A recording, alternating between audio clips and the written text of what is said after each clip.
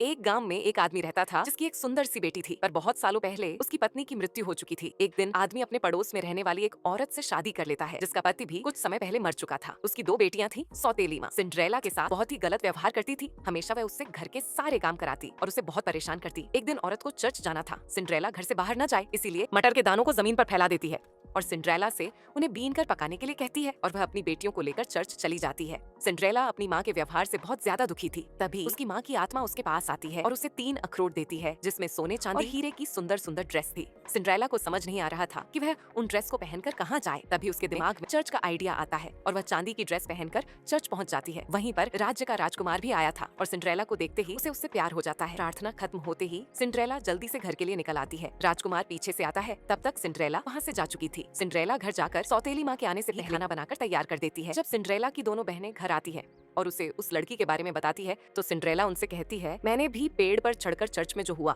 वह सब कुछ देखा। लेकिन जब सौतेली माँ को ये सब पता चलता है तो वह पेड़ को कटवा देती है। दूसरे संडे सिंड्रेला की सौतेली माँ मटर के दानों को पूरे फर्श पर फैला देती है और उसे पकाने के लिए कहती है। सिंड्रेला इस बार भी चर्च जाना चाहती थी। तभी उसकी माँ की आत्मा उसके पास आती है और उसे चर्च जाने के लिए कहती है। वह खुशी खुशी इस बार गोल्डन ड्रेस पहनती है और चर्च पहुँच जाती है और इस बार भी वह अपनी सौतेली माँ के घर आने से पहले घर वापस आ जाती है। सिंड्रेला इस बार भी चर्च की सारी बातें अपनी बहनों को बताती है और वह ये भी बताती है कि उसने ये सब एक गुलेल के पेड़ पर चढ़कर देखा। ये सुनते ही सौतेली माँ उस पेड़ को भी कटवा देती है। औरत को समझ नहीं आ रहा था कि इतना काम देने के बावजूद सिंड्रेला चर्च की बातों को कैसे सुन लेती है। तीसरे संडे सिंड्रेला की सौतेली माँ चर्च जाती है तो गेहूं के आटे पूरे फर्श पर बिखेर देती है और उसे खाना बनाने के लिए कहकर वह चर्च चली जाती है। सिंड्रेला भी पीछे से हीरे की ड्रेस पहनकर चर्च पहुंचती है। लेकिन इस बार जब वो घर आ रही होती है तो जल्दी जल्दी में अपनी एक जूती वहीं पर छोड़ आती है। राजकुमार जब उसका पीछा करते हुए बाहर आता है तो उसकी जूती उससे मिलती है।